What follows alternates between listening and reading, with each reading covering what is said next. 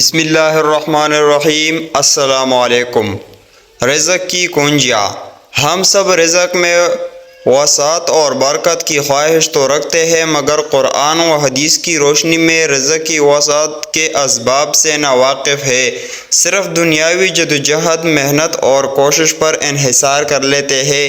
لہٰذا قرآن و حدیث کی روشنی میں رزق کی وسعت اور برکت کے چند اسباب میں آپ کو بتانا چاہتا ہوں۔ اگر ہم دنیاوی جدوجہد کے ساتھ ان اسباب کو بھی اختیار کر لیں تو اللہ تعالی ہمارے رزق میں کشادگی اور برکت عطا فرمائے گا انشاءاللہ۔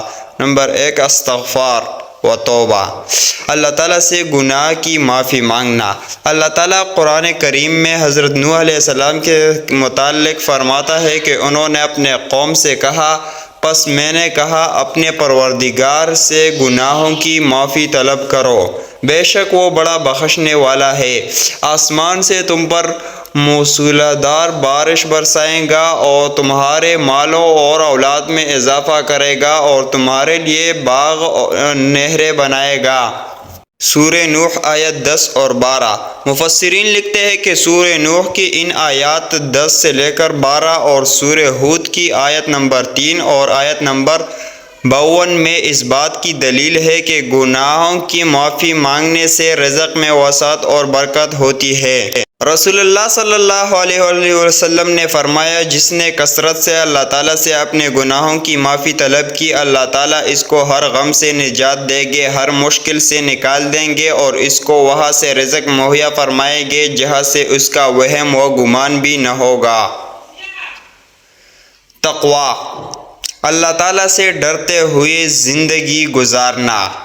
اللہ تعالیٰ قرآن کریم میں فرماتا ہے، اور جو کوئی اللہ تعالیٰ سے ڈرتا ہے وہ اس کے لیے ہر مشکل سے نکلنے کی راہ بنا دیتا ہے اور اس کو وہاں سے روزی دیتا ہے جہاں سے اس کا گمان بھی نہ ہوتا۔ توکل۔ اللہ تعالیٰ پر توکل یعنی بھروسہ۔ توکل یعنی بھروسہ کے معنی امام غزالی نے یوں لکھے ہیں، توکل یہ ہے کہ دل کا اعتماد صرف اسی پر ہو جس پر توکل کرنے کا دعویٰ کیا گیا ہو۔ اللہ تعالیٰ قرآن کریم میں ارشاد فرماتا ہے، اور جو کوئی اللہ تعالیٰ پر بھروسہ رکھے وہ اس کو کافی ہے۔ رسول اللہ صلی اللہ علیہ وآلہ وسلم نے فرمایا، اگر تم اللہ تعالیٰ پر اسی طرح بھروسہ کرو جیسا کہ اس پر بھروسہ کرنے کا حق ہے، تو تمہیں اس طرح رزق دیا جائے جس طرح پرندوں کو رزق دیا جاتا ہے۔ صبح خالی پیٹ نکلتے ہیں اور شام کو پیٹ بھر کر واپس پلٹتے ہیں۔ یاد رکھیں کہ حصول رزق کے لیے کوشش اور محنت کرنا توکل کے خلاف نہیں، جیسا کہ مذکور حدیث سے معلوم ہوتا ہے کہ پرندوں کو بھی حصول رزق کے لیے گھونسلے سے نکلنا پڑتا ہے۔ اللہ تعالیٰ کی عبادت کے لیے فارغ ہونا۔ اس سے مراد یہ نہیں کہ ہم دن رات مسجد میں بیٹھے رہیں اور حصول رزق کے لیے کوئی کوشش نہ کریں، بلکہ اللہ تعالیٰ کے احکامات کو بجا لاتے ہوئے زندگی گزارے۔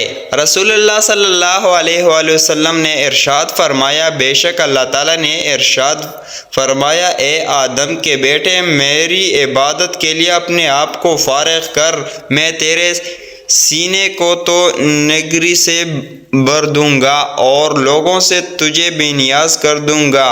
حج اور عمرہ میں متابعت یعنی بار بار حج اور عمرہ ادا کرنا۔ رسول اللہ صلی اللہ علیہ وآلہ وسلم نے ارشاد فرمایا، پے در پہ حج اور عمرے کیا کرو، بے شک یہ دونوں حج اور عمرہ فقر یعنی غریبی اور گناہوں کو اس طرح دور کر دیتے ہیں جس طرح بٹی لوہے کے میل کچیل کو دور کر دیتی ہے۔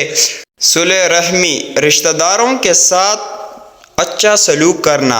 رسول اللہ صلی اللہ علیہ وآلہ وسلم نے ارشاد فرمایا، جو شخص اپنے رزق میں کشادگی چاہے اسے چاہیے کہ وہ صلہ رحمی کرے۔ صلہ رحمی سے رزق میں وسعت اور کشادگی ہوتی ہے۔ اس موضوع سے متعلق حدیث کی تقریباً ہر مشہور و معروف کتاب میں مختلف الفاظ کے ساتھ نبی اکرم صلی اللہ علیہ وآلہ وسلم کے ارشادات موجود ہیں۔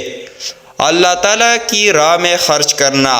اللہ تعالیٰ قرآن کریم میں فرماتا ہے، اور تم لوگ اللہ کی راہ میں جو خرچ کرو وہ اس کا بدلہ دے گا اور وہ بہترین رزق دینے والا ہے۔ سورہ سبا 39۔ حدیث کی روشنی میں علماء کرام نے فرمایا کہ اللہ کی راہ میں خرچ کرنے کا بدلہ دنیا اور آخرت دونوں جہان میں ملے گا۔ دنیا میں بدلہ مختلف شکلوں میں ملے گا، جس میں ایک شکل رزق کی کشادگی ہے۔ رسول اللہ صلی اللہ علیہ وآلہ وسلم نے ارشاد فرمایا، اللہ تعالیٰ نے ارشاد فرمایا، اے آدم کی اولاد، تو خرچ کر، میں تجھ پر خرچ کروں گا۔